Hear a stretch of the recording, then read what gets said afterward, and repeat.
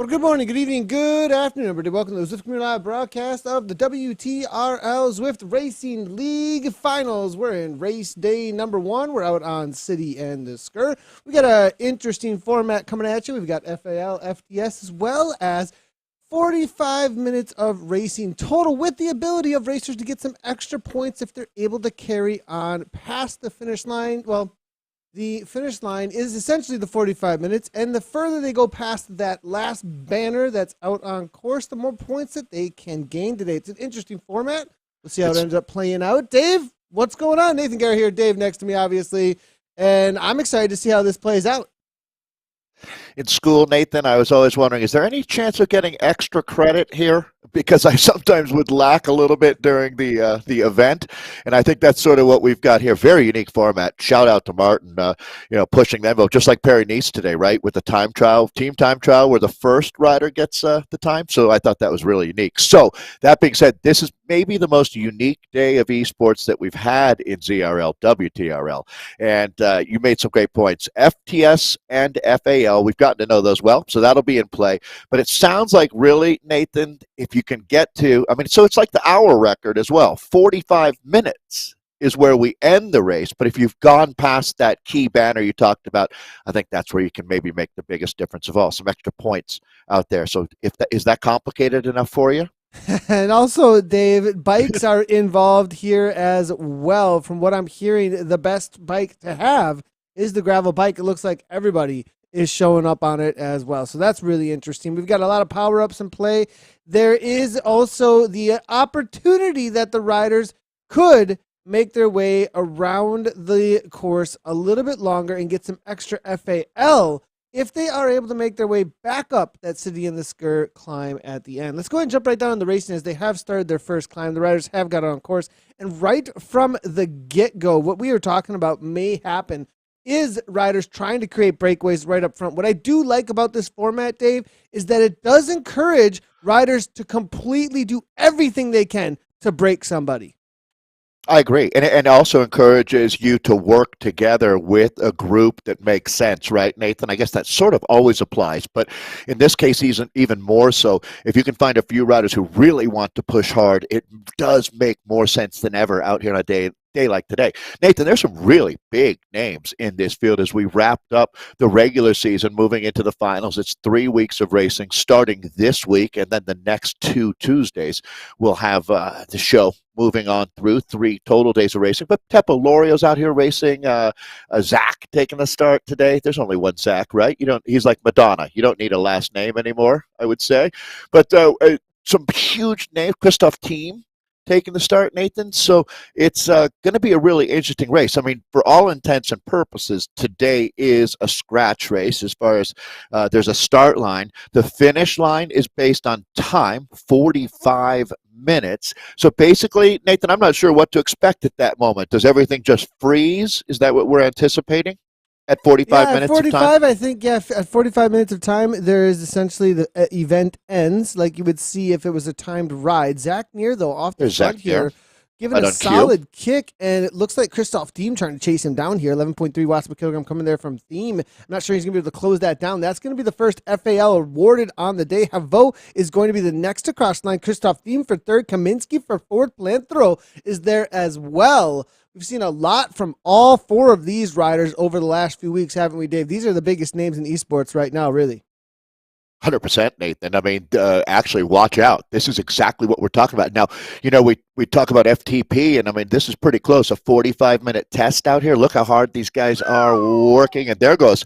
That's Kaminsky, another star of the sport. I see you're jumping in with Cowan now. Toyota. Boy, this is very, very active. So this format looks like it's going to be a huge success. So FAL, FTS in play today. That's first across the line. Look at all the anvils, Nathan. Anvils become a mega power-up. Yeah, it's going to be huge where these anvils are deployed, and as you can see, they're causing the riders to absolutely not skyrocket, but drop like an anvil down these Yeah, go like a ahead. What's bowling better than an ball. anvil? Bowling ball, anvil. A I bowling don't ball down know. an elevator What are shaft what are is those my. cows called on the side of the road here? Maybe one of those. They're absolutely flying on this downhill. The splits may be happening behind a little bit. Looks like everyone was fairly attentive though, Dave. I'm not sure this is going to cause too much mayhem unless somebody wants to really give it a go on the front here. I am seeing, is that going to be our friend Teppo on the front? It does look like him, followed by Oftedal with a little bit of a roll through. Oftedal really carrying some speed, it looks like here. 4.4 watts per kilogram. Looking for the setup as we look at the main pack here at this point. A little bit of splits behind. If you're not on board, Dave, as you hit the bottom of this climb here, it gets real sharp right from the get go, and we may see that's when the splits, I think, on this second time up and over the top may start to happen. You picked a great group here, Nathan. I mean, we were talking about the Hexagon rider, Sebastian Hevo, earlier. The KN brothers are out here for that Hexagon team. But listen to Kalish today. They've got Alexei Kalman, Harvard Jelness is racing, Kjetil Ferup is out here, and then Christian Ofdahl and Stein Littersson. So this is a really, really stacked field, no question. Zach Nair is going to be a massive part of the storyline today. And the man from Cork City, Richard Barry, on that Irish team, also on the next team. They brought the A team. Nicky Hug is back with the guys. Matt Main, Nathan, a name we haven't heard, or I haven't heard for a little while. The American, Matt Main back, and then James Barnes in this race as well. Things settling down for a moment, but expect Teppo Laureate to throw some spice at it. Finland, not known as a spicy nation, but Teppo sure is. Barnesy now to the front. It looks like 170 beats per minute, 475 watts. You can see Richard Berry looking to close that down with a little bit. Well, Richard Berry on this team, most likely, I think, just trying to set a high tempo. As cover, I think yeah. James is going for this. At this point, is it just around the corner? I believe. And so now kicking into orange numbers, I think Zach Neer, though, his teammate's going to come over the top. Zach is on fire today. He's going to go for two, but Teppo Lorio has an answer, perhaps. Lorio, can he come over to the top? Lorio, 14, 12 watts per kilogram. I think Lorio might be able to hex it. No, it's going to be Makjay there from ZT. That's the Polish team here. Nier's going to have to settle for second, but still solid rides all around. Now the splits are going to start happening, I think. Here comes the Anvil power-up. That's Kaminsky coming over the top. And this is exactly the power-up he used to get away in the ZGP. Through this almost same section, Dave. From Leonard Tugels. Look at this, like a greased bowling ball down an elevator shaft when they use this Anvil power up here. Huge names also in this top 10. I mean, every one of these guys is one of the heaviest of hitters out here. So this is a massive moment in this event. We're very, very early, only 8 minutes. And again, it's not a finish line today. It's a time that, and it's starting to split. These anvils have been, Nathan, we've talked about how they've really gone to another level with the anvil and the way that they're being applied with the tweaks that were made. You can use them without fear of it backfiring on you. And look at the splits here. This thing is unbelievable right now. A small group of about 20 coming together with another group of a little bit less than that. Boy, splits all over the place right now.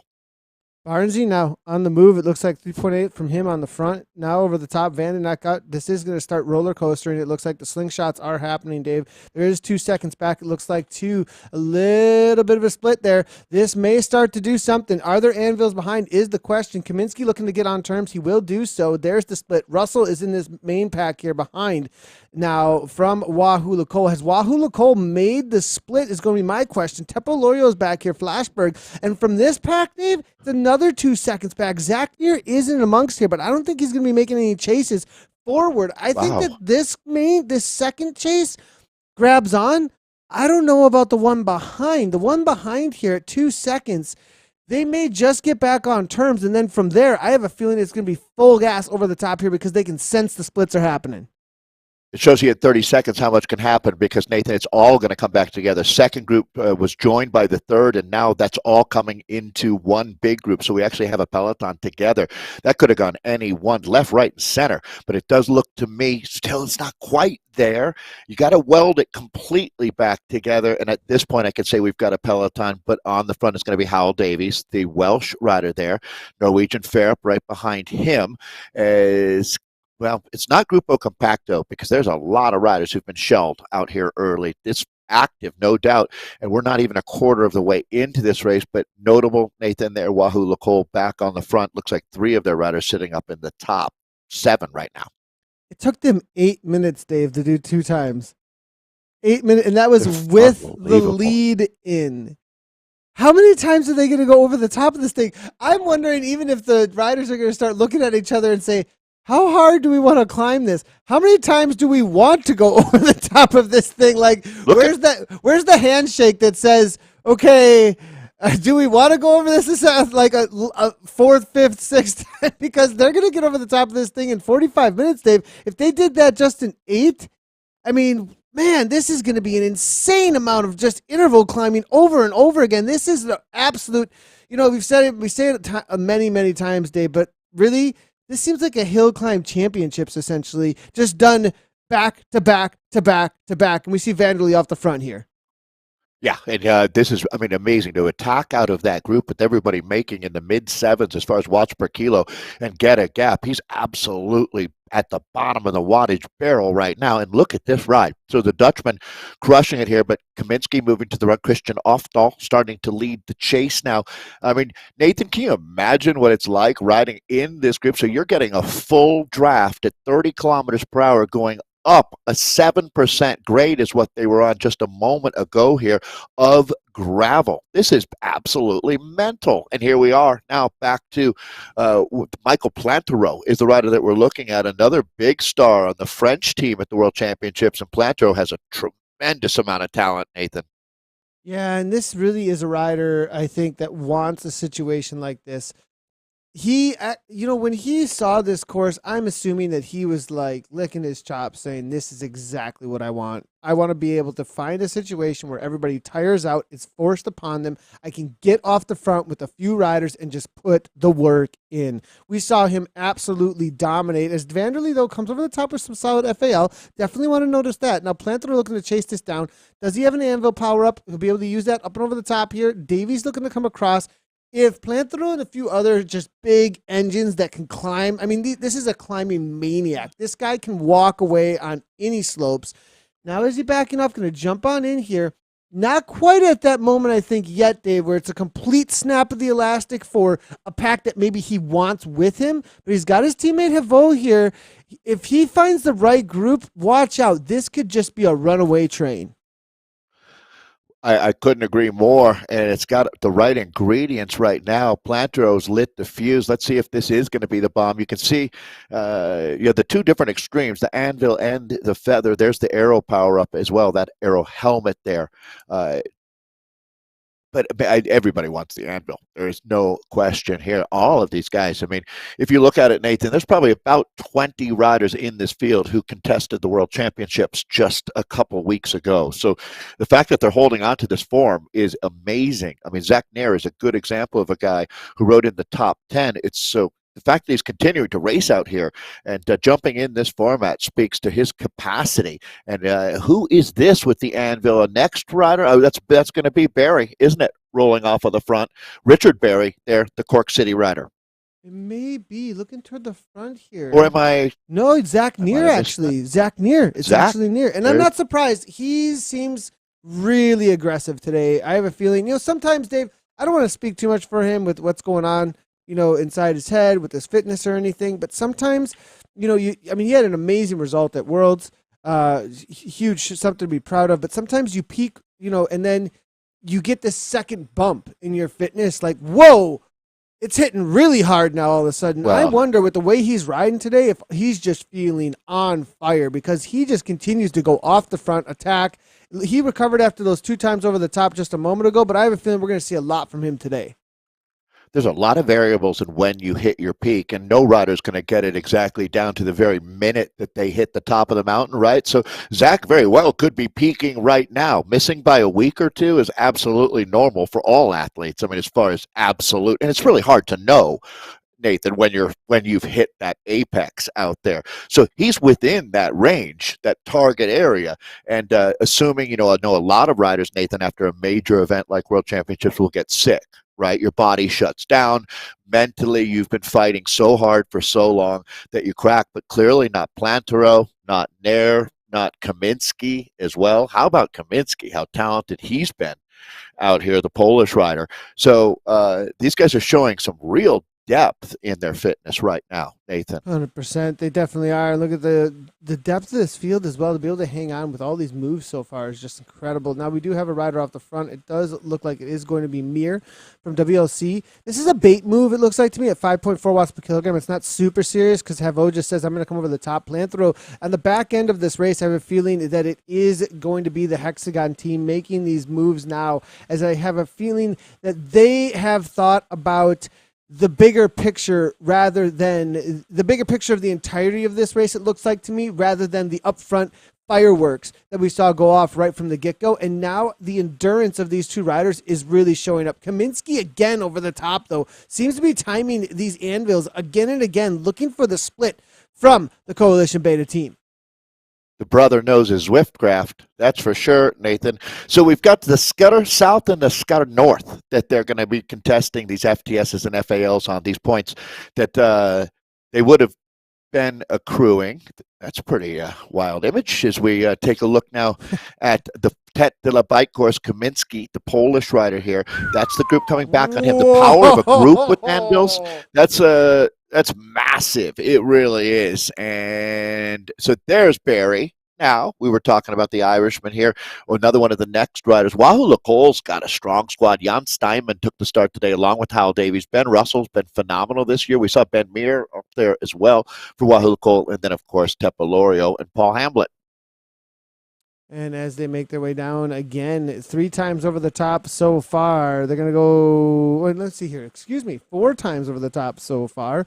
And already, Dave, we are only 16 minutes in to the racing with a 45 total. Lots of points are going to be scored. We'll get the points up in just a moment here, but this is absolutely insane. The expectations that we had coming into this day were not to be hitting it this many times. Again and again, we were saying that there was going to only be so many times up and over the top, but now we're being proven what kind of level this actually is. For each lap, again, everybody, Sker Summit North has FAL, Sker Summit South FAL as well. The FTS for each time through, they can go after FTS. Now, I have a feeling that those FTSs are going to be pretty set. That ship sailed. I have a feeling. Don't you think, Dave? Now or no? No, absolutely. Physiologically, you could not at this point, unless, if you did, you'd be done for the day if you picked up an FTS. Now, that fastest through segment that we're talking about, it doesn't have to be the first time through. There's going to be tactics and all of that to come into play. But now, by the time you get into the 4th and 5th trip through, Nathan, there's just unimaginable to me that the group is going to be setting their fastest times at that point. 100%. I'd have to but, agree with that. again, anything can happen. I'm not saying it's impossible. It's highly unlikely. Yeah, 100%. Well, we'll see if we can get some updates here on any points as they are coming in. Nothing as of yet, everybody, but as soon as Plantero. Plantero again. Plantero again, Nathan. Yeah. This guy. This guy, yeah. Go ahead, Dave. I have a feeling this is what he wants. He wants to make this as hard as he possibly can. Let's talk about that, Nathan, because outside of Planter, it looks like Zach Neer's in the same mindset today. There's been 3 or 4 riders that have been continually doing what these guys are doing. And so what they are, you used that term. I loved it, Nathan. Look how steep it gets here. The bait car concept, trying to trick riders into, and these guys are keeping the pace so high because they're always chasing a bad man, a dangerous rider goes up the road. And of course, Farah has to respond. Of course, Van den Eyck is going to have to put some watts down. Now, Davies is participating. Looks like Mir is back to the front now. So they know they can't play around with Michael Plantero. And Nathan, we're 20 minutes in. First time I've ever seen this format. I think first time anyone has seen this format. It's a 45-minute race. At that point, the clock stops. We will take inventory and see where everybody is, but they've got so many points that they're earning along the way now. We're just into 20 minutes now, getting very close to that. And the fastest through segments is we're estimating that probably those times have been taken. Those are always going to be fluid, fastest through segment.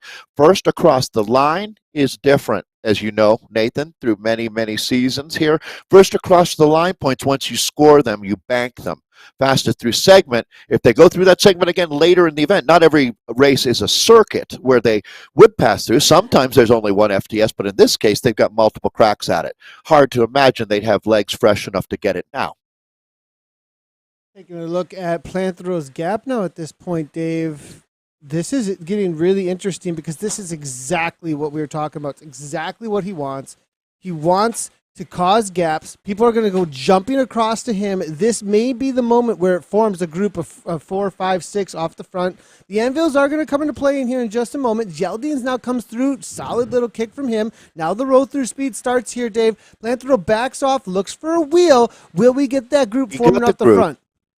Yeah, you're right, Nathan, though. He can't, there's not a huge window here. He knows he needs to lock in with this group to save himself another chase back, as that was a huge effort from the Frenchman. But now, Nathan, watch this flurry of anvils being dropped. I feel like I'm in a Roadrunner and the Coyote cartoon here with all these anvils.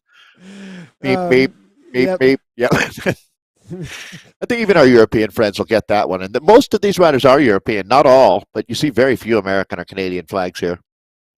The question starts to roll through our heads. How many times, Dave, are they going to make it up and over the top? 5 so far. 5 so far. Infinity times. And they still have over 20 minutes. And, Dave, we get to a point where there's a point at which a group may get far enough up the road that they actually are okay. T-break coming in from James Barnes. Actually, an attack off the front, though. They may get far enough up the road that they get a whole new set of FAL points that another group does not get. And if you have a smaller group with a couple of teammates in there, 100% worth the effort. Yeah, I mean, absolutely. And that's where you might see a combination of teams working together, right? It's entirely possible as they go for that last run for those points that Nathan is talking about. It's really untested grounds that we're on here. This format never been used, this 45 minutes of racing. We are obviously familiar with FTS and FAL, and that's coming into play as we're right at the midpoint of this race right now, Nathan. So the teams in their minds will have a good idea of what they've scored, what work they've got ahead of them, and how much hay is already in the barn. This is a critical part of the course now. Highland cows, I believe those are called, Nathan, the big monster cows back there. Thank you so much. I appreciate that. It's bringing that in. Yeah. Great. And dropping like a Highland cow with the anvil. That's that's as Scottish as it gets, it seems like, at least from my experience of Scotland through the world of Zwift. But all right, here we go with Scotty the Squirrel off in the background. Far Up is off the front now at this point, going past couple of what we would call steers here in the USA. Amir now looking to shut this down from WLC. It looks like he's pushing a solid 6.2. Toyota Coyote T is there as well. It's 4 seconds. The pounce is about to come, and it looks like this is the reset over and over again over the top of this climb, Dave. Nobody's really been going bottom to top on this climb. They've been waiting for the last moment. It's almost like the effort is so hard over the north that when they hit the south, they kind of go grupo compacto and wait for this kick to the line. You know, they always talk about Everest, Nathan, and climbing the north face or the south face, right? It's the north face here that's tougher, you're saying, and it certainly makes sense. This is going to be Farup, the Norwegian here, very talented, very experienced rider. Uno X team is really bringing Norwegian cycling back into the limelight, but then he is back. Sackner with a monster move. It's going to be Michael Plantero. They're going to be drag racing. This is like watching an alligator and a jaguar fighting at the edge of the river, and it looks like Nair is going to be taking that one. So Nair getting those points. And Plantero neck and neck. Dave, this is amazing. That's two I want to see in a slugfest for the rest of this race. We've got 20 minutes. I have a feeling this might start playing out in front of us because you kind of get to those points in a race, Dave, where the cracks start to show about who is who amongst those 1% to 2% of who's really at the top level on this kind of a course. And Plantero and Nair start to show it. Do they have some anvils, though? But yeah, good call. What's happening there? Nathan, the anvil's still 50 kilograms. Is that correct, or did I miss a memo at some point? Because my goodness, it seems like it's got more juice, or they're lubricated or something. Because these anvils make such a massive difference. And when you get a group, as you were telling me, when you get a group that are using them together, the impact it has on a race, it's now the most powerful. I think it's bizarre, but they've made the downhills just like Pidcock, right? In Strade Bianchi, the downhills is where that's the new uphill. Downhills are the new uphill. Quote me on that.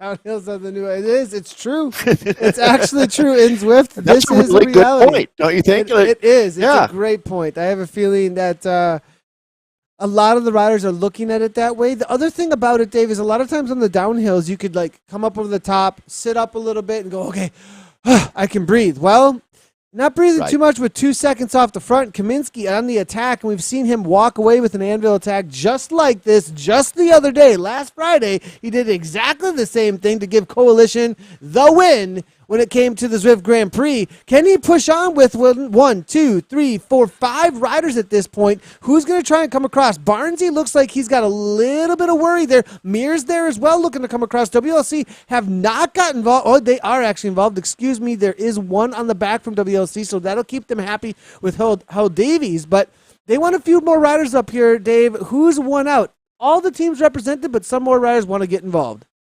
Well, Kaminsky, Nathan, you make a great point. He deserves Rider of the Month, no doubt. He's been unbelievable, not just, Zwift Grand Prix, and there we go, another attack. Going to pay attention to this one because it has gotten incredibly spicy out there right now. You look at the talent back at that group, but Vanderlee is now hit out with authority, 26 minutes into a 45-minute race, way ahead of schedule. Nathan, the train is 5 minutes early into the station, and it is now absolutely throwing more coal on the fire here. I can't believe there's that many guys that can ride at this pace. I mean, you know what? I mean, Nathan, the average watts per kilo back in that group, if we were to stop the race right now, is probably around 5.5, 5.7 watts per kilo to be riding here today. Would you agree? Yeah. Well, I'm going to see if I can actually find the hard data on that because let's see how much Dave Towle exaggerates here. But no, it's 5.1. Michael Planthro has ridden a 5.1. Ben Russell has ridden a 5.5 watts per kilogram so far. 5.2 from Hal Davies. I mean, for 26 minutes, essentially, they've done a full gas FTP test for a lot of these guys.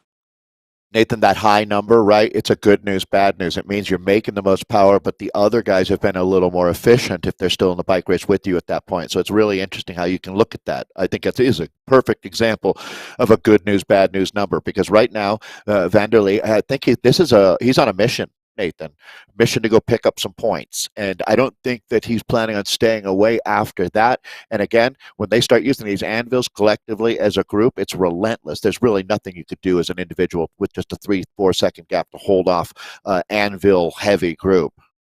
Real quickly here, want to point out something that's very interesting to me. Either Harvard Jedlings is one of the most tactically efficient riders I've ever seen. Where is he? Or there is something about weight with gravel and short climbs. He has put out 4.5, 4.6 watts per kilogram. And it's in that front, and in the chase group. In the front group still. He's big watts though, 415 watts I've seen from him at time. Here comes Near. One of his average. Here comes Near on through Planthro as well. He's got a big kick on him as well. So very interesting that I've never seen that before, honestly, Dave. That's why I'm pointing out. Amazing, Nathan. Yeah, that's crazy. On through Nair, Vanderlee now. That's the top 3 here. I want to underline what you just said, Nathan. You're saying that a guy is making almost a watt per kilo less and is still riding in that same group. That is the most efficient rider. There's no question that's a really interesting stat. Back to the front of the bike race, though, now. Look how, Pandemonium is underselling what we've had out here today, Nathan. No question. This format, clearly, racers want to race. And, man, I bet you wish you were out there today because this is absolutely full bore. I mean, I'm kind of tempted a little bit now at this point. I woke up this morning and had a pretty good HRV on, and I'm like, maybe this would be good training. I don't know if you can hear next to me, but somebody is grunting, Gabby. going through she's doing her first ZRL race back after injury, and Great. having a really good time next to me at 184 beats per minute. If you do hear a little bit of effort going on in the background, we've got ZRL racing in real life right next to me as well. I'm glad she's back. Give her a shout out for me, Nate, or a pat on the back when you can for me. That's great. She had a real tough injury. We don't need to dwell on that because guess what? She's back. She's a machine. So good job, Gabby. All right. So, Nathan, back to this one, though.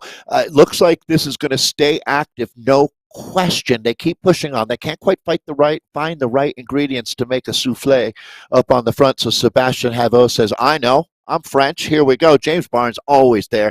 The people's champion. Continues to live up to it.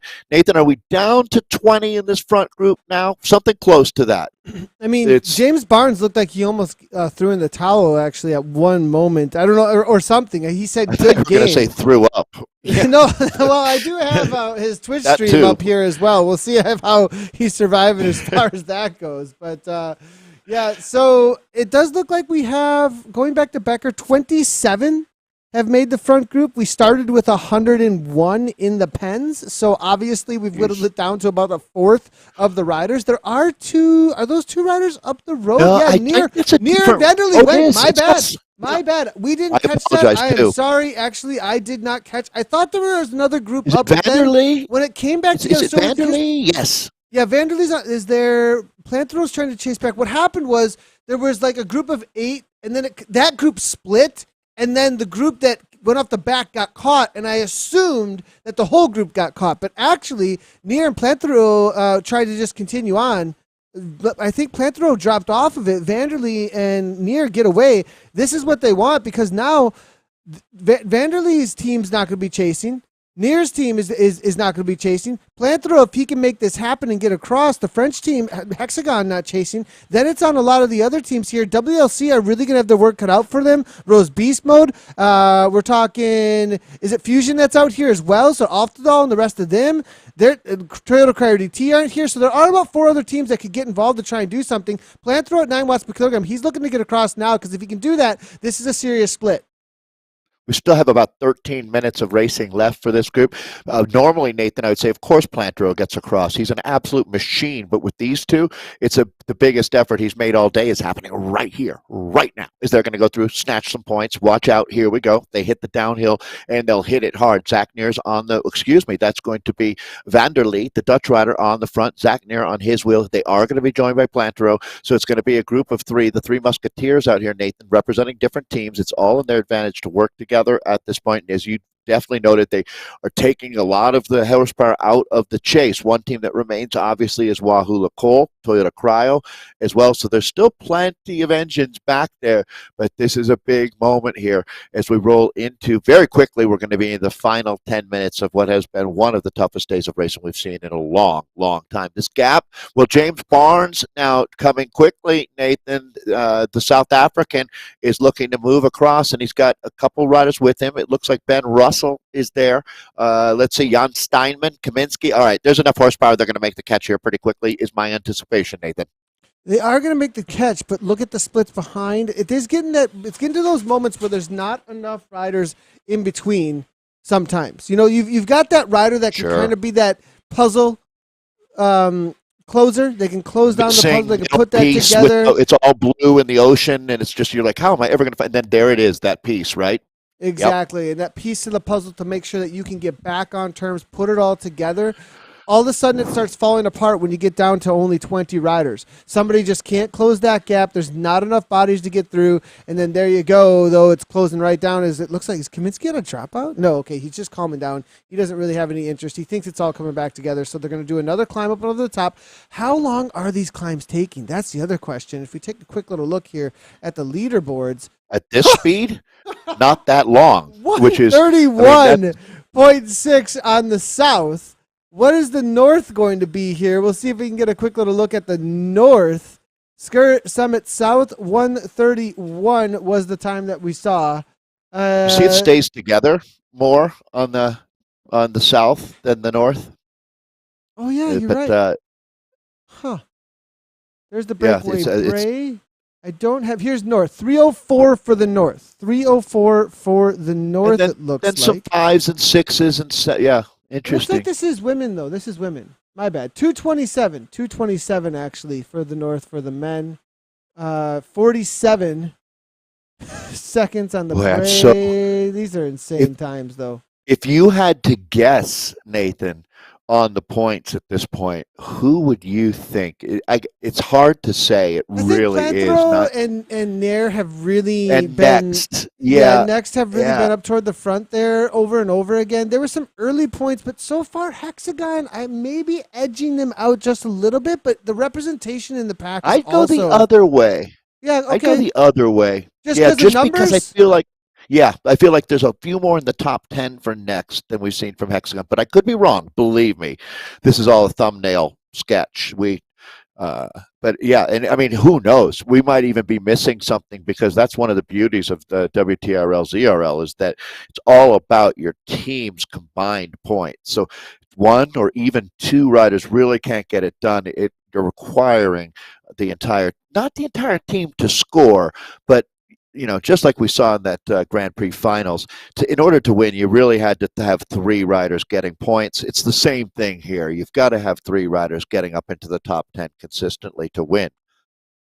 100%. Well, as they hit this climb, the question starts to hit our minds. How long does it take them, Dave? That's the big question. And Zach will there Nair's going to be a show final you. attack? Because here's the thing. One last 10 watt per kilogram kick here. This is going to get them over the top quicker. And then what if it comes within like, okay, I have 30, there's a 30-second window here where I could put out an extra watt or two per kilogram to sprint for the finish line where I can get another FAL and those extra meters, right? And some riders might Right. not make it. It may come down to that. I mean, it'll have to like be perfect, picture perfect for the riders, but it could come down to 10 riders don't get an extra FAL and 10 riders do, and they get those extra meters, which is a massive boost to the points at the end of the race. Yeah, yeah, absolutely. These new formats are things that you could only do on Zwift. Extremely cool. Zach Nair is also one of the brightest minds that we've got. There's a lot of actually really bright guys out here, no doubt. It seems to attract that, Nathan, for sure. Esports racing, guys who love the numbers and crunching the data, the KBHs, etc. Well, let's take a look now at Nair as he'll get the FAL here. And behind him, it's the usual suspects: Howell Davies, Michael Planthro, Michael Kaminsky, rolling through Sebastian Heveau. That looks like we're down to, I'm going to call it 7.5 minutes of racing here. Taking a quick look at the times over the top. I can tell you the times over the top. They are over on ZwiftPower.com right now. I don't have them loaded, though, into our graphics boards. And it looks like the fastest time over the North is a 2:27 from Zach Nair. The fastest time over the South is Harvey Geldings with a 1:33. Planthro right behind him with a 1:38. They've all gone over the top. Until this moment, it was over the top 4 times for each climb. Now, with only, what do we have? 7? I think it's just one more time over the South, and that's it. I have a feeling that's going to, I don't know if they can make another time over the top of the North from here on out, Dave, with 7 minutes to go. That seems like a big ask, to tell you the truth. Really does. Right. All right, well, here we go. Inside of 7 minutes of racing remaining. This group, I think Nathan had said it was 27, or yeah, it was around 30 riders, and it's a little bit smaller now. Boy, it's amazing. So many guys have made it through the thresher to get to this point as another attack goes. And it looks like, in this case, it's James Barnes, I believe, rolling off the front here. Is that Barnesy? Really? Is it? Be feeling really good. I mean, I'll double check, and you're right. It is Barnesy. I think it is. I thought I saw the South. I love it. Yeah. Wow, this guy, relentless. Barnesy next off the front. Russell looking to close that down. WLC looking to stay involved. Yeah, and that's really the name of the game now, is to hang on to this group here, try to snatch a few more points as we're making our way into the finish of the first of 3 weeks of racing here that wrap up our regular season. Barnesy, 6.5 on the front, setting a solid pace. I think he's they're giving him the, hey, make a move here a little bit, keep it hard. I think the marching Now you look for orders. the Zendaya counter. Yeah, Watch that's for the marching orders. counter here. Good call, Dave. It's the marching orders. Set Zach up, make something happen. I actually can bring in a little bit of a live feed here. Here's Barnesy over on his live feed there over on Twitch. That's his point of view. 173 beats per minute as Barnesy makes a little bit of a kick, going flying by. There's the other. Look at that pack that's behind them. They'll probably make it up one more time, but I have a feeling that other pack will make it up this south one more time. This may be the final climb for this pack, but Dave, it might come down to it. If they descend fast enough, they can do a 2 minutes or 2.5 minutes. Oh, I don't know. How fast can they descend? Oh, it's going to be an interesting one. This may be the final time for FALs. And the question becomes, what team benefits, Nathan, right, if they do? 100%. Well, it looks like Near's going, though. Here's the kick for the final points, perhaps 12 watts per kilogram. Geraldine's looking to cover it now. It looks like Geraldine's will Harvey be able to make this happen. He's the least amount of power put out on course so far, and he's got huge watts. When it comes to raw powered, nobody beats Harvey Geraldine's. And Geraldine's over the top, it looks like, but Near, oh, it's right there. Ooh. Who took that one? That was so close. Boy. Well, I'm glad that we've got Martin at the photo finish camera. We'll take a look at the back end API as it becomes an issue again. I saw that, they're having some struggles again with photo finish cameras in real life. As that's how close these races are. No doubt about it, as we're going to be following the riders now down the backside. So in 45 minutes, they're going to go way over 32K today. This is incredible. Taking a look now at the anvils being thrown. Everybody just using what they've got, trying to hold on to this group, as there's a great danger a split occurs. If they start the climb within 1 minute, Dave, they can do it. If they start the climb within a minute, I'm not sure that's going to happen. They have to start the climb in about from right now. They have to do it. They have to start the next climb in 1 minute. Otherwise, it's just about distance at this point. And it still is about distance right now. At this point, whoever covers the most amount of distance will get the most amount of points for their team. So right now, just creating a breakaway and just riding away from riders, there's all the incentive in the world to make it happen. So the finish line, folks, is a time stamp. At that moment, your place is determined by where you are, and we'll work our way back from there as far as scoring our riders. So obviously the winner is the rider that's gone the furthest. Now, that doesn't mean that's the rider who's won the most points today, but that'll be the points that you get at the finish line. So it's a very, very unique format. Very fun to do this, Sebastian. Sorry. Look at this. Havo looking to set up perhaps plant throw. 7 watts per kilogram, 2 seconds off the front. James Barnes, can you make the close down here at this point? Next, they're not involved at the front here. Howell Davies, they've got 2 minutes to climb, and they've done it in 2:30. They've done it in 2:30, Dave. Yeah, Nathan, that's not about anything other than first, second, third, or fourth on the day here in my mind. This is an attack for your final spot in the race, is what I would believe. And I think it becomes frenetic at this point behind this group now. As again, now they're racing for their placing. There's a very bizarre moment happening now as you watch that clock. The race starts at 45. The race stops at 45 minutes in, and where you are, it's like musical chairs. That's a good way to put it. Wherever you are, if you got a chair, you got that spot. And if not, there you go. FAL still up for grabs if they can get up over the top in time here. I'm not sure that they're going to be able to do it. It's going to have to be a full gas kick to make it happen here, but there could be extra FAL points at the top here. We'll see. It's going to be right down to it here, Dave. Only had a couple riders. I mean, imagine if only 3 or 4 riders get those FAL points. It could be right there. Dave, it might be it. It might be it, too. That might be exactly what's happening as Kaminsky is going away. This is the rainbow moment here at this point. There is gold at the end of this rainbow, and Kaminsky might make it happen. Plant throw here. They can't come across. Will Michael Kaminsky make this happen for Coalition? I don't know, though, Dave. There's only a minute and a half to make it to the top. There's a couple of corkscrews to go. Wow. Oh, man, this is nuts. It really is. As we take a look at the last, really even now, 1 minute and 15 seconds are all that remains.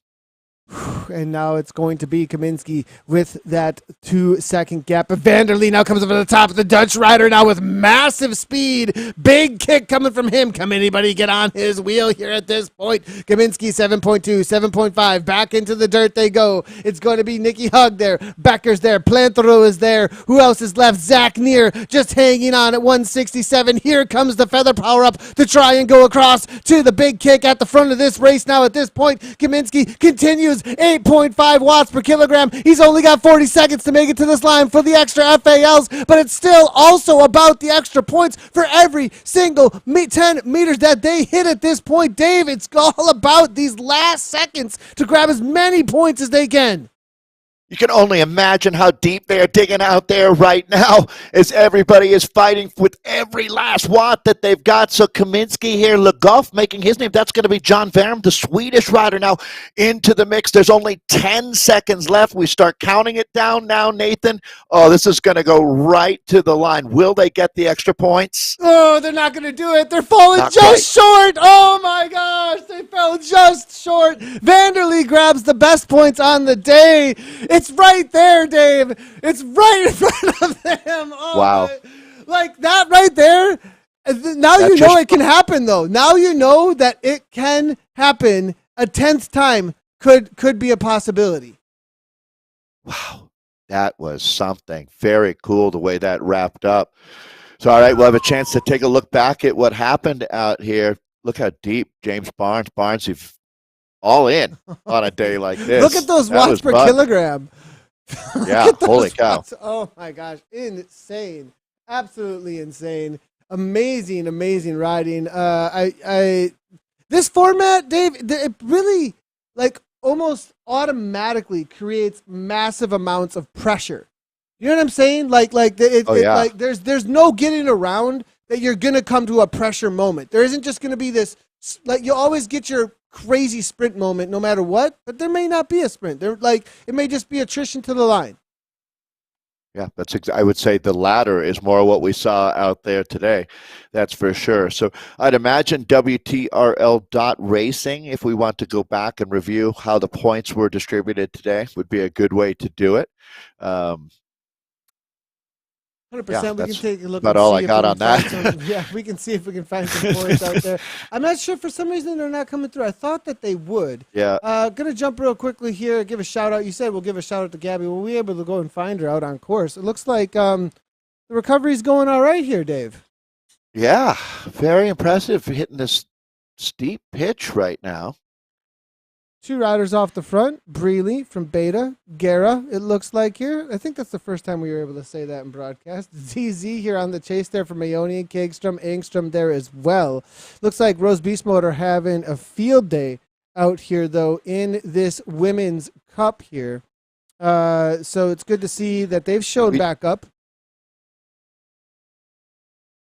All right. So as we look to go, though, across, we'll be on this for just a moment, and then we're going to look to go across over to the what we have been covering, though, which is the Aeonian battles here between the riders. Ariel Verhaeren out there today alongside of a few others as we jump on over to see That's how this race? No, we're This actually is jumping over. We're jumping actually over right now to. They've just gotten out on course. 2:44 from the start here. The Swedish team, it looks like, showing up as well as Electric Spirit Co., Aeonian, Barbara Frisch, and a few others, as Toyota Car DT with Reitzma here on the front.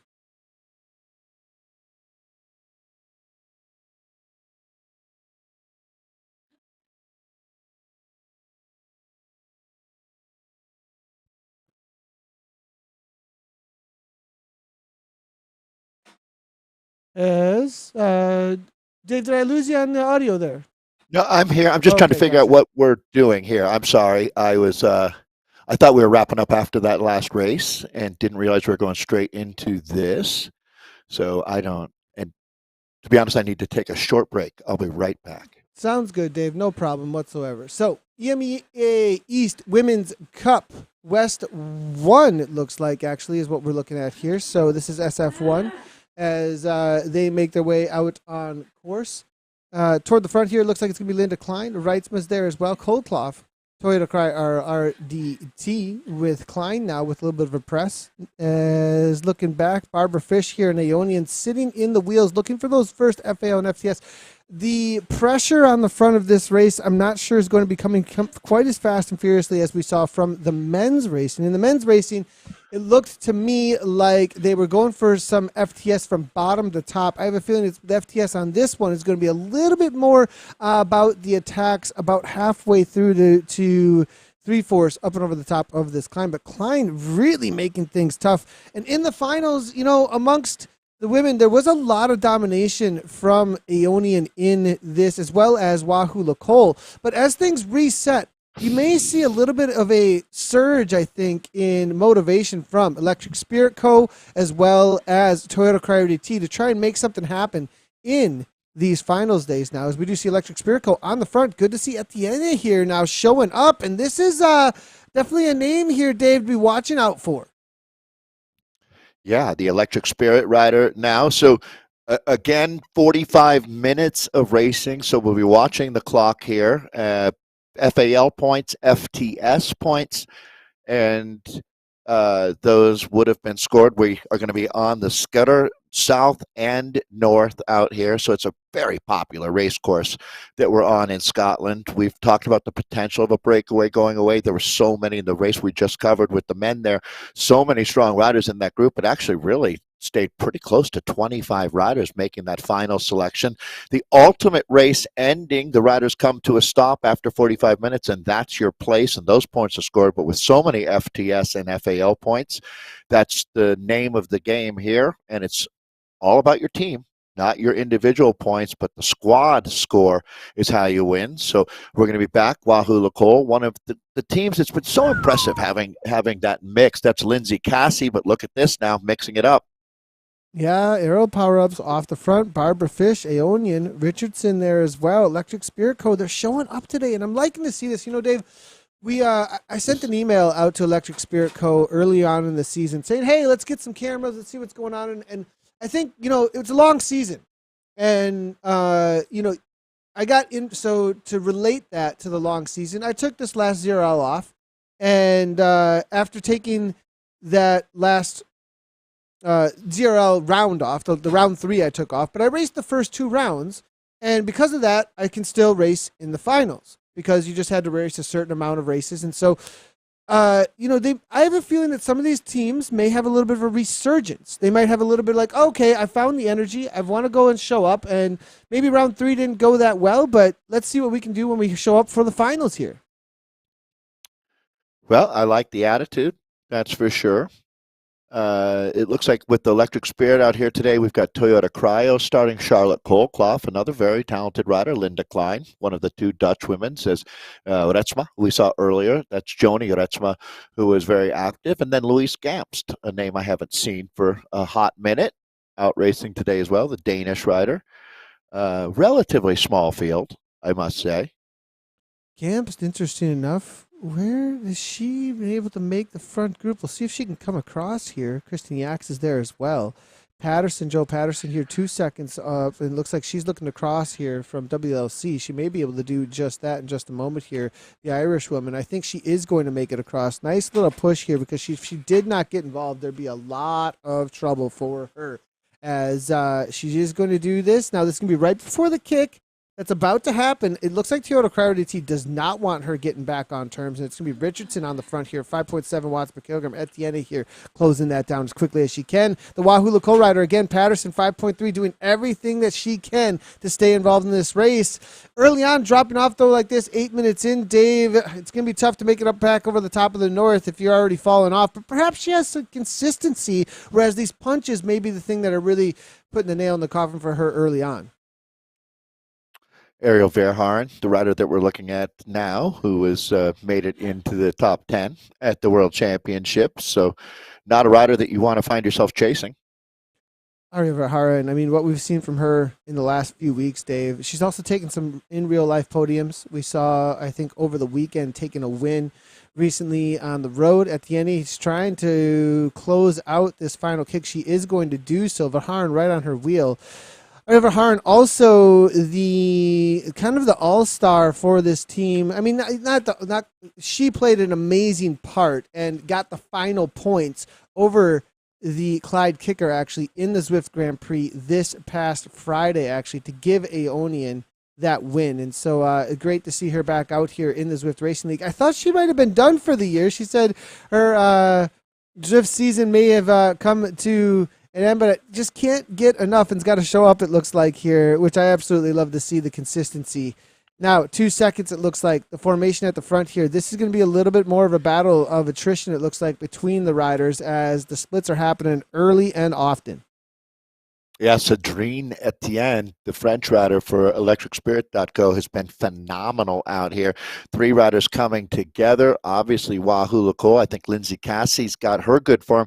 Nathan, these riders have worked so hard to get that form. If you're still got it and you feel like racing, you've got the spirit, it's the best time of all because you've put all that hard work into the bank. This is going to be Sandrine that we're looking at now, the Electric Spirit rider that's got them all on their heels out here. She's on a phenomenal day. No question. I mean, when you've got Ariel Verhaeren and Lindsay Cassie chasing, that's something. So Joe Patterson must have gotten back up into that group, however. Yeah, and I have a feeling with Joe impressive. Patterson, she's got the consistent effort. I'm not sure that she can go with the kicks.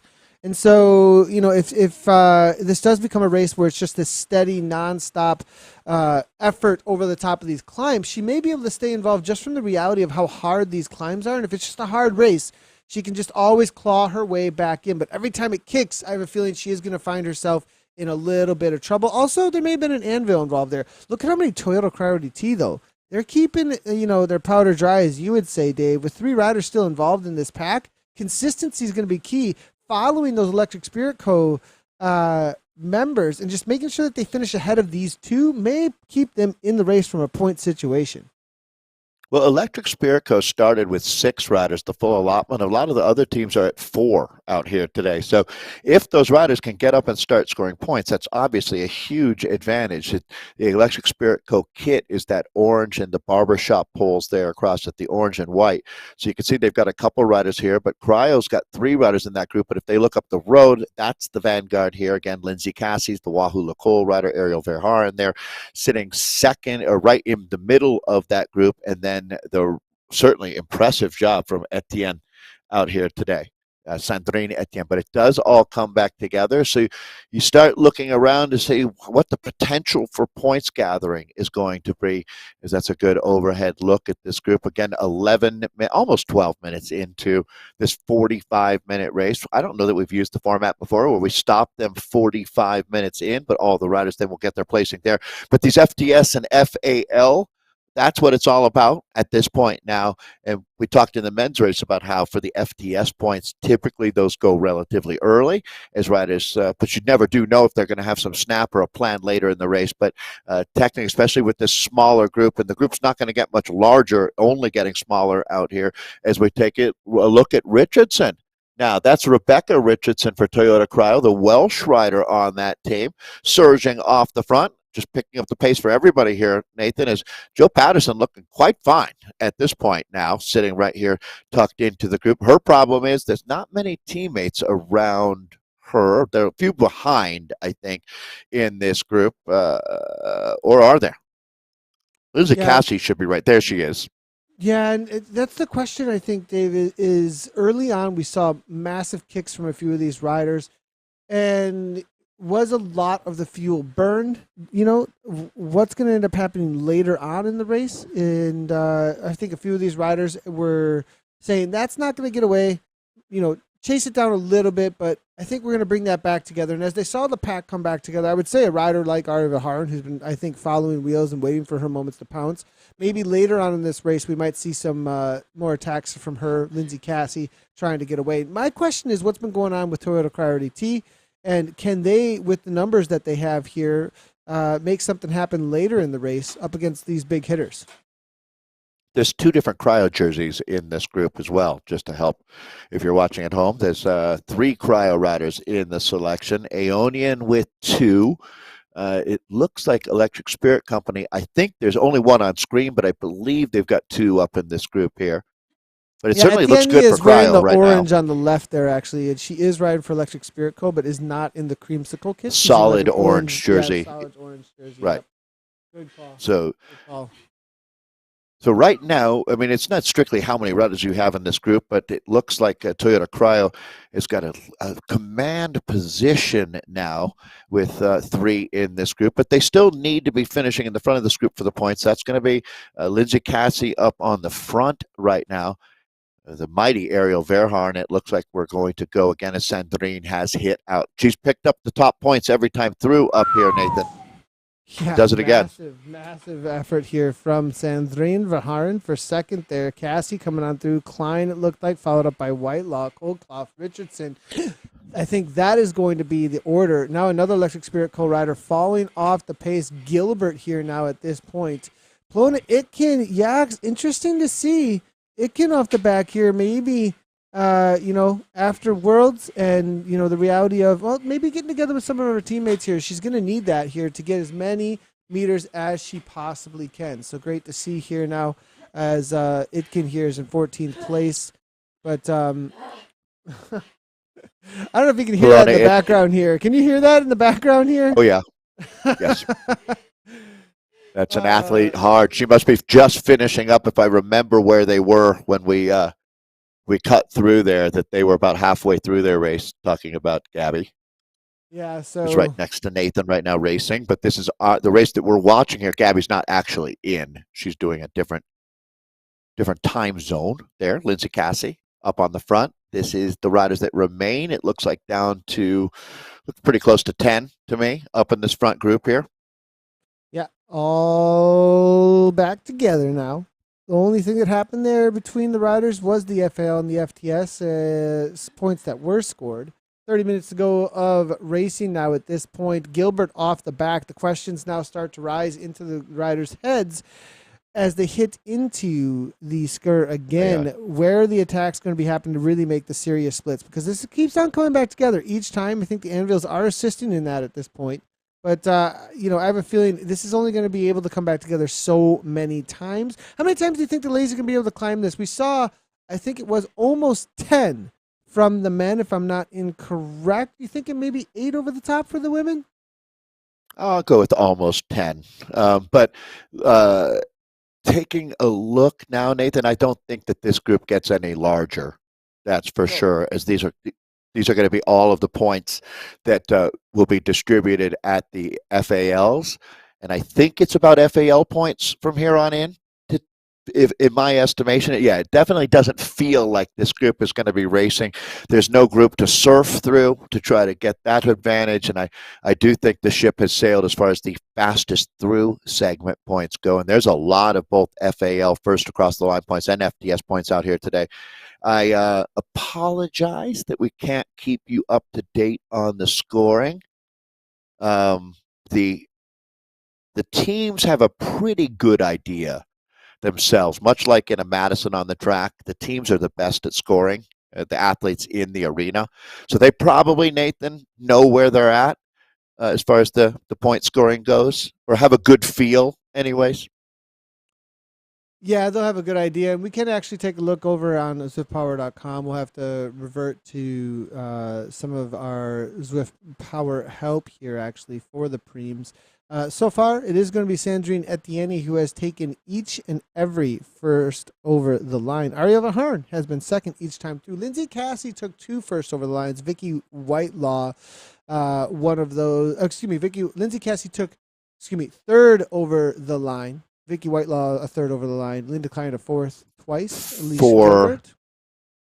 But they've had how many? 3 different FALs. Yep, here we go for another FALs, one now. 3 different FALs. Right. Vicky Whitelaw over the top. Was that a first for Vicky there, actually? Nice. It was. Right there for and her teammate second. I believe nice. there for Verharn. So Aeonian jumping on the board because Sandrine has taken every first over the line so far. And those FALs are scoring still 10, 9, 8. Leonard, top 10 from 10 down to 1 is how. On that in just a moment here. So that's how you start stacking up the points that we've been talking about. And this is a big moment right now as it looks like I'm trying to figure out the fourth rider. It is going to be Sandrine in the orange. Well, hard to tell right now, but that's the fourth rider here in line. It's going to be Lindsay Cassie on the very front. Vicky Whitelaw out of Australia, just going past her now with her teammate Ariel Verhaeren slotting onto the wheel of Sandrine Etienne. So I would think Verhaeren and Etienne have picked up the most points. Etienne at this point now probably the top points getter with Verhaeren second. They're factoring in FTS and FAL out here as we come up on the midpoint. 22:30 is the halfway point of this race. Again, 45 total minutes of racing out here. That's just some of the points, though, that they score at the end of the race. To be honest, right now, the difference is being made out here. Very, very interesting moment as that group of 10 has shattered in the last couple of minutes now, and it's groups of twos and threes, left, right, and center. Whitelaw covering Cassie, who tries to drive the pace a little bit. Whitelaw just wants to cover this so that Verhaeren can get back on terms, what it looks like to me, as Richardson just grabs onto the back here. Now we've got a race of 5 riders, and with Colclough off the back now at this point, Toyota Carter T have put Run Rider up here, but it is Aonian that are in the driver's seat, Dave, as Vicky Whitelaw was able to cover that, Verhaeren able to get back on terms, and now Aonian have 2 riders in this front group, and all the points are up for grabs today. Much like in the final of Zwift Grand Prix, you had to trust in your team. And this is where now a dramatic shift in the balance goes to Aonian with a huge number of points. We're not even to the midway point of this race. And Nathan, now they're going to start doubling the points totals of some other squads here as they're going to be putting 2 riders into the top 5 as long as that group behind doesn't make the catch, which that's not a guarantee, to tell you the truth. We might see these 2 joining this front group here, but still, it remains an advantage for Aonian at this point now. They would love it if this group of 5 could work together, but they're not doing the work on the front. If Lindsay Cassie is going to be driving this group, Aonian can't be complaining too much if they get caught by 2 more. Yeah, and we do see Patterson. It has been as well as Colclough, I would say as well. It's been this common theme with her to fall off the back and then claw her way back. But Lindsay Cassie's saying enough is enough.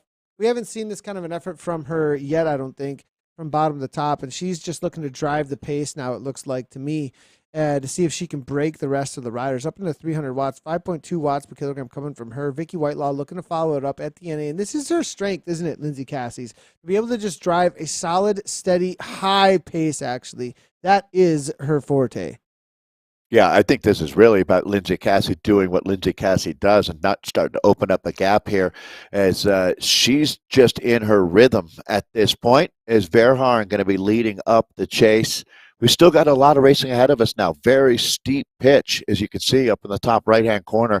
One of the tougher sectors that we've got out here. And now the on-form Ariel Verhaeren covering that move. And at that moment then, Sandrine Etienne, I thought she was going to roll right through, but she's just going to slot herself into this front group of 3. Cassie, continuing, you're right. I thought perhaps, at least I thought as well. Same exact thought there, Dave. At the end, it would be coming right on through, but it's going to calm down and just sit on the wheel of the WLC rider who's just comfortable, it looks like, pacing everybody to the top. Is this? She can trust her sprint. She got caught out by Whitelaw last time, but I know Etienne believes that she can win in sprint, although obviously Verhaeren will go toe-to-toe with her, but Etienne has been the dominant, the alpha sprinter in this group so far. As we see Aonian here as they make this left-hand turn, covering everything that they possibly can. It is Wahoo Lako on the front still. Vicky Whitelaw falling backwards a little bit as she's going to be next to Colclough. This is one of those moments where you're with a rider and you're like, just let me hold the wheel here. And you're kind of fighting. There is fighting for the wheels in Zwift, definitely here. And Whitelaw now losing the wheel. Richardson, excuse me, not Colclough. As the 2 of them may not stay on terms with this as Cassie continues to set this steady pace. And this is good. This is what Cassie wants. She wants to break this up so that there's not that second Aonian rider there so that she can just have a 3 up between those 3 riders at the front of this pace now. Yeah, well, her teammates really need to. No one rider can dominate this race. No matter what she does in this group of 5, she needs some help from her team. Yeah, true. Cassie now kicking over the top. This is insane. I mean, the amount of pressure that she's put on so far and now able to grab an FAL as well. Bottom to top for Haran trying to come across to it now. Etienne here now for third, it looks like. Is it going to snap the elastic for Haran able to go across with Ducassi? And this may be lights out. I have a feeling Etienne is going to have the effort to get across, though. Richardson and Whitelaw are out of this race. It's 3 up now at this point. There are lots of points to still be scored behind. I almost think now that this is just a bike race, to tell you the truth, looking at these three, that they're going to be racing for the outright win. Who can go the furthest in 45 minutes? Because tactically, I mean, this is obviously the group you want to be in. No doubt about that. We're looking at the strongest women of the day. The cream has risen to the top, as they say. And at this point now, the best that you can do out of this group is going to be just to continue to collect the most points that you can and let the chips fall where they may behind you. Still looks really good for Ionian at this point. It does. We'll see if Verhaeren continues to take second wheel, it looks like to me, over and over again. Second wheel, second wheel. And that's fine as long as Whitelaw is taking fourth or fifth. Good call. For them. That's true. Very you know, true. that I mean, and I think Ariel will fight against at the end for these points and Cassie. But either way, they're kind of in a can't lose position in a lot of ways right now. You have to look at where's the next Wahoo co-rider to get points and where is the next Electric Spirit co-rider to get points out here. And you'd also need to know exactly where we're standing at this point to get a feel for what kind of position Aeonian is in. I think that they were playing catch up, Nathan. If I had to guess, I feel like maybe the early lead had gone to Electric Spirit Co, but I feel like Aeonian now is starting to play with the house's money here. We're moving into less than 20 minutes to go. 19:30 left to race. 19:30 left to race in this first day of the Zwift Racing League Finals. I almost said Zwift Grand Prix Finals as we head up and over. There's been so much racing, actually, Dave. Just to kind of recap the last couple of weeks, you know, like ZRL ended, and then all of a sudden it was like Worlds and then ZGP. I felt like we were, you know, the season was rolling in, and now all of a sudden it feels like all this hype back on terms as we get started again for these 3 weeks of finals, Dave. Now we've got 3 weeks of finals. This is the first of the 3, and it's a really interesting format the way that this has been played out for this first one. The first time that we've seen it, I would say from a racer's perspective, it's a big success from what it looks like to me. It really rewards the effort out there. One of the criticisms or a little bit of feedback that have been out there is that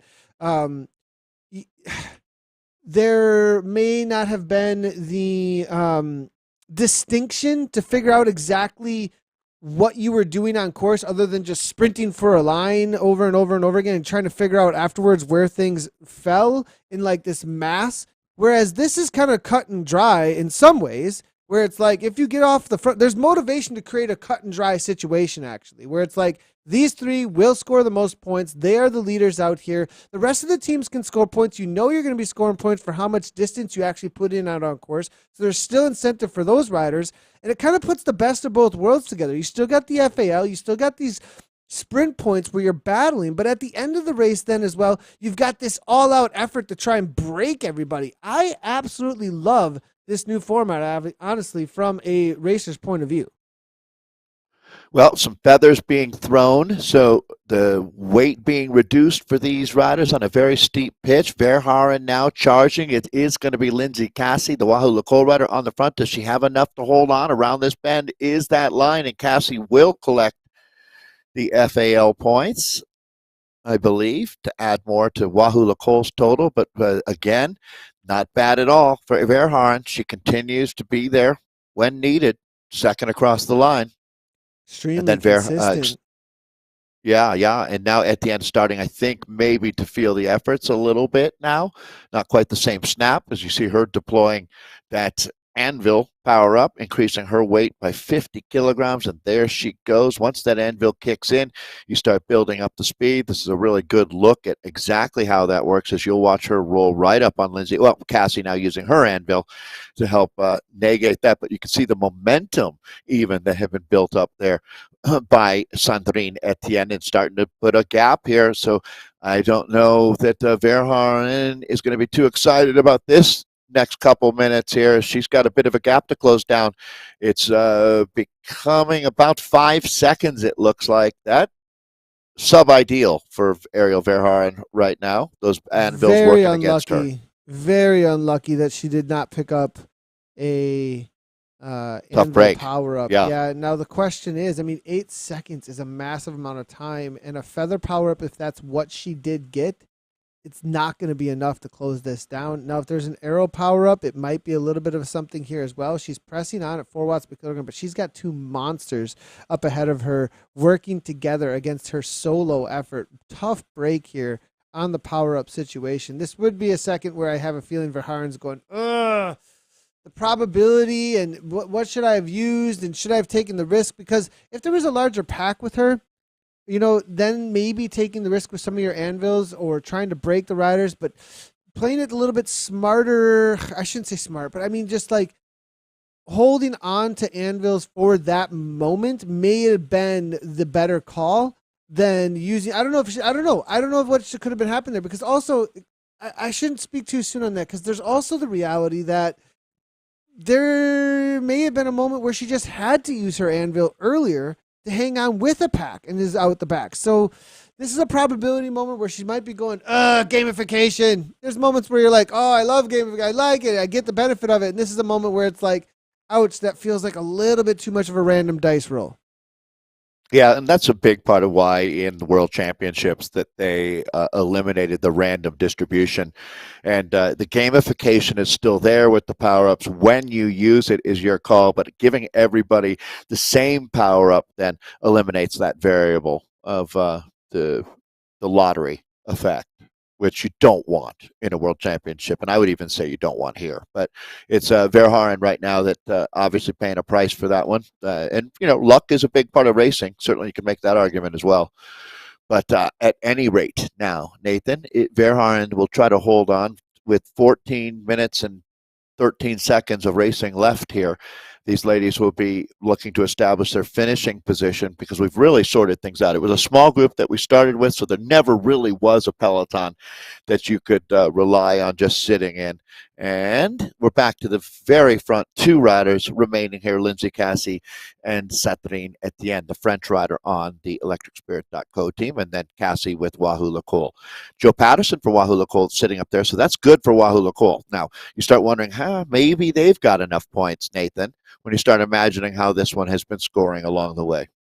And with the kind of gaps that we have out here, we probably are going to have a situation where I have a feeling we may have a situation where they might get an extra time through the line, actually. So that's a big question here. Verhaeren has to continue on because the amount of time and distance she can put between her and her competitors, if she can get over the top of an extra FAL as well, I mean, that's a big deal. So I'd be doing some math in my head at this point to know how much suffering I actually have to complete. Well, on a course like this with the gravel, like the men, we're traveling in a 30-rider group, moving at an amazing clip. Most of these riders are barely getting any shelter from the wind at all out here. I mean, I'm trying to even see, do we have any kind of group? Yes, actually, not really. Waiting We've up got for these four here, so they might get together. And if they've got anvils, Dave, there's some firepower back here. It's 26 seconds, but I've seen anvils that are together, like in a group like this, shut that down pretty quickly. Depending on what kind of, it might come back to bite them, is what I'm saying. For Cassie and Etienne, the same power up situation that we just saw take out Verhaeren. They only get feathers up ahead, and there's nothing but anvils behind here. This may still be brought back. It is going pretty far out here, but if this does get a group together, it's a lot. It's possible. It is possible, though, with the anvil involved. That's the only way I could see it happen. Cassie is on the attack, though, 6.5 watts per kilogram, going up over the top here. She is dropping at the end. This is a massive effort from her, 184 beats per minute, and she is looking to just ride away. And this is what Lindsay Cassie loves to do. She loves to go to the front. She's, I believe she's in real life, she's a triathlete. She likes to just have a really high, steady pace all the way through, and now she's just going to continue on to see how many meters that she can put between herself and everybody else, because every meter is some extra points. And I would agree, Nathan. Now it's just go into time trial mode, just lock her down. Look at the luck. Cave. Look at the luck, too, for Cassie today. So that anvil there deployed, and we watch the advantage go to almost 10 seconds back to Sandrine now. I would anticipate that Lindsay Cassie will have her nose in the wind for the next 11 minutes, as she's such a strong rider, such a proven commodity out here, going back to pick up Ariel Verhaeren, sitting third on course. Question becomes, is she able, and I would certainly bet on Ariel every time, able to hold off that group behind her. Let's see if she gets that anvil. We do see coming on through Richardson pulling 30, 40 kilometers per hour. Verhaeren, 2.6 watts per kilogram. It looks to me at 189 beats per minute. I think she wants the group at this point. That's what it looks like to me to come back to her. At least she's not fighting it off. She can't want it, but yeah, I think she'd like to stay away. But you think so? I don't know. With Vicky Whitelaw in there, she's got a teammate there, perhaps. Well, the most points would be if she stayed away, but 10 minutes is a long time, and I think you're right. The inevitability of being caught is she will be caught here in the next 15 seconds. So that's that.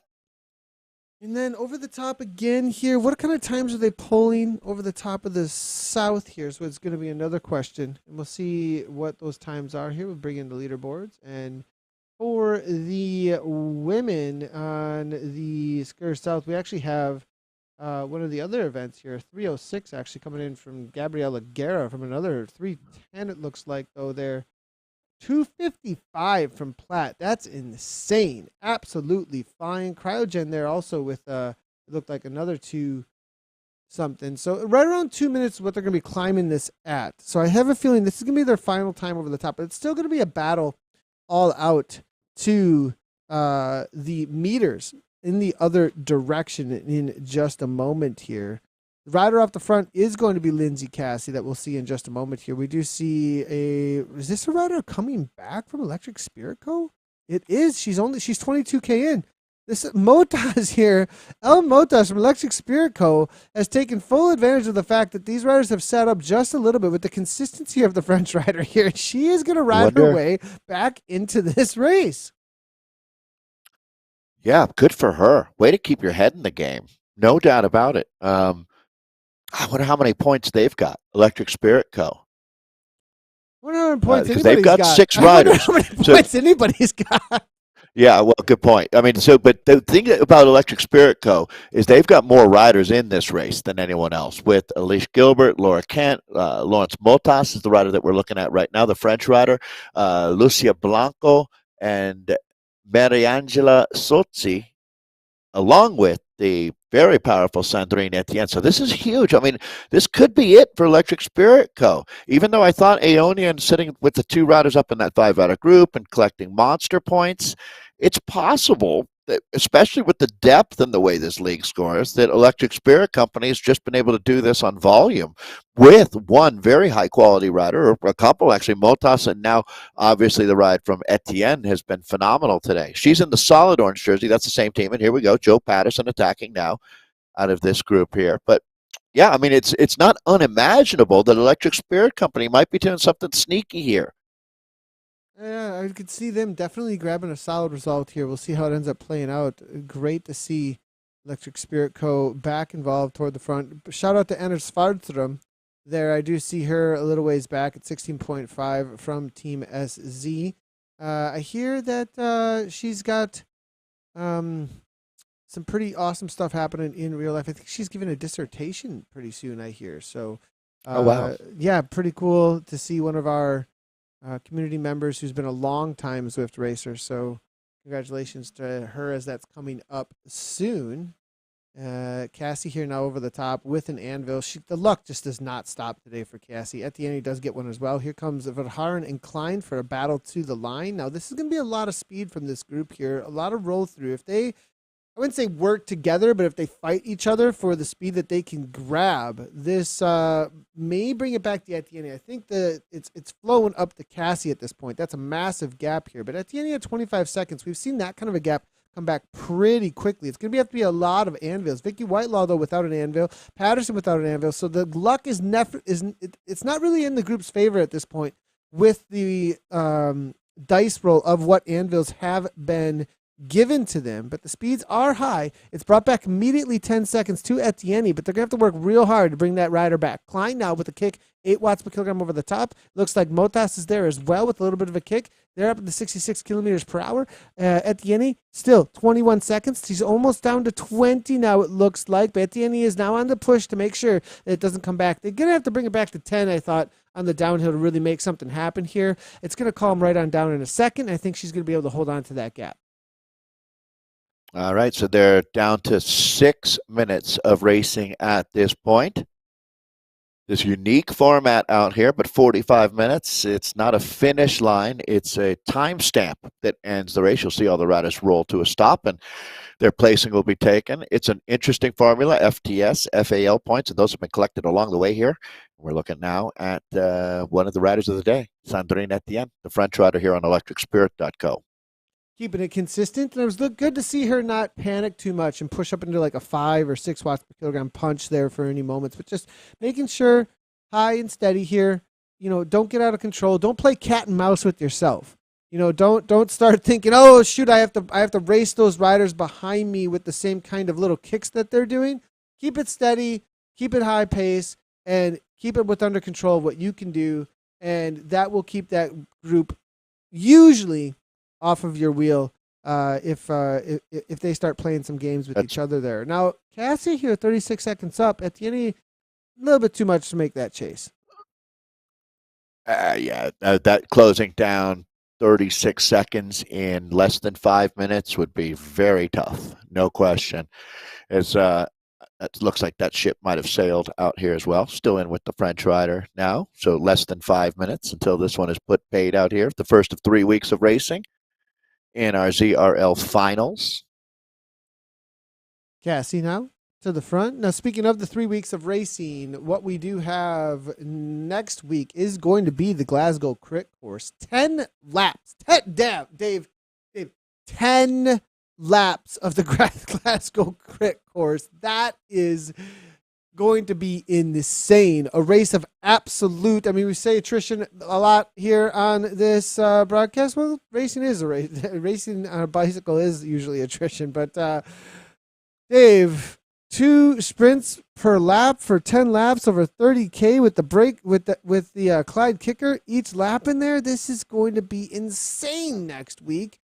Man, I hope the riders have been putting their base miles in, because that is what it's going to be about next week for who's going to be winning. Yeah, that just sounds brutal. No question about it. As we're with our leader, she'll clock another 10 points up here as well as she comes underneath the arch at the top of the climb. So Lindsay Cassie continue to pile more on for Wahoo Lacole. There's actually a lap down the Aeonian rider that she went by. Good call. And it looks like this will be 8. Her eighth time up and over the top. As she did grab the skirt summit north for the 3rd time over the top for the first cross line. She also grabbed the 4th, and she grabbed the 3rd for the south. Now she will grab the 4th for the north time over the top. Now, the final week of racing, race 3, is a team time trial, actually. 3 laps of rolling highlands. That'll be something that the riders are a little bit more used to. 10 laps of Glasgow Crit Course circuit. City in the Skur that we're seeing here right now, a whole new format. Both of those are a little bit newer, I think, to the riders as far as what's coming at them. But the Rolling Highlands, TTT, it'll be, I think, something that the riders are a little bit more used to and have, know exactly what's coming at them. And it's a little bit more of a race of truth of who's the fastest team. Yeah, and it's definitely a team time trial, such a different mindset, isn't it? Rather than, the tactics and immediate response, it's much more about the process of racing as a team. The Thursday WTRL team time trials some squads have really embraced it and have taken it to an art form, and other squads, just like in Paris-Nice, you can see it can be definitely a tough day out on the bike if you're not organized as a team. So the work that you've done leading into those team time trials is absolutely paramount. Less racing by feel and more with the instincts that you've trained yourself to have. Back with Ariel Verharn here as we're down to about a minute and a half. 12 seconds and a minute and a half with an arrow power up. If she's able to get an anvil over the top of this with an arrow power up as well, it's all about the dice roll right here. Polona Itkin just ahead of her. I don't think she can work with Polona at this point. I hope that does not happen. Polona cannot get involved here. I don't believe. But for Haran now, here we go. The kick.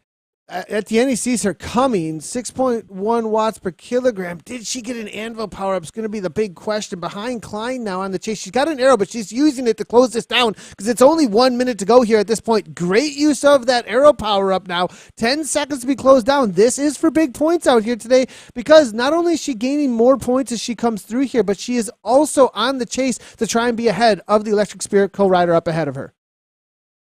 All right, we're inside of the final minute of racing. Let's see if Ariel Verharn can make that catch. She's up in the mid-fives as far as wattage goes, so she's pressing the accelerator down on the floorboard. But I think that's the moment that we've run out of time. She's not going to make the catch. Yeah, 30 seconds here at this point for Haran, now kicking 5 watts per kilogram still, but yet Tiani consistent for Haran, 9 seconds behind now. We can just see her off in the distance, just barely. She just gets her in sight in the last 20 seconds. Today. Oh, man, she has. Unless she can time travel, she's not making the catch. That's your champion today, taking the outright win. Sandrine Etienne. Cassie up ahead. I'm sorry, Lindsay Cassie up ahead. Yeah, we're trying to get eyes on her, but just a little bit too. She's too far ahead. She's just too far ahead. Yeah, right. At this point, there's Cassie as she crosses her 45-minute marker as well. Yeah. So that's it. 45 minutes done and dusted. Lindsay Cassie now rolling to a stop here as her race, everyone's race, has ended. They'll get the positions that they were in at 45 minutes. Well, with the new format, everybody, apologies that we weren't able to bring any of the results in, and they just crossed an imaginary line out there, but we were able to see at least who our winners were, as well as get a good idea, I think, of where the points are at, as well as what this new format is bringing.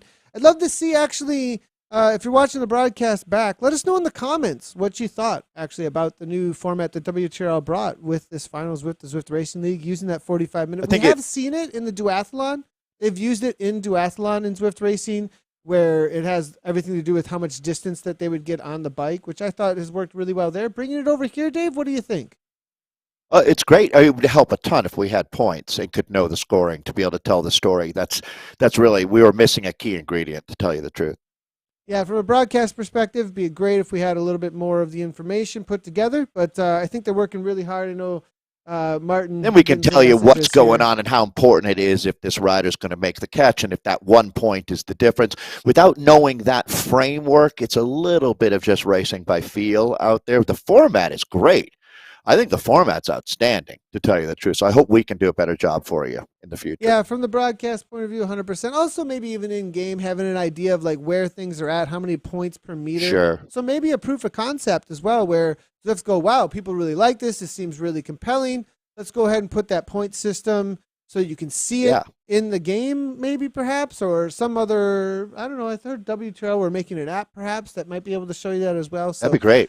We'll see how that ends up playing out. But thanks, everybody, for joining in. We don't have any results, actually. If you guys were racing and you're coming back here and watching, you'll see, even for your own race, that maybe your results were kind of this way and that way, and it was just a 45-minute. But WHL, they've got it all figured out. I have been getting some messages from Martin. So those will get updated soon enough over at WTRL.racing. Thanks, everybody, for tuning in. We'll be back for the America's East race for their cup race as well. It looks like we do have the 2024 Virginia Blue Ridge 2024 up against the Optimum and the Riot battles, as well as the other teams that are out there with ATP, etc. So we will be back for that later today. Thanks, everybody, for tuning in. And as always, from me and Dave, right on.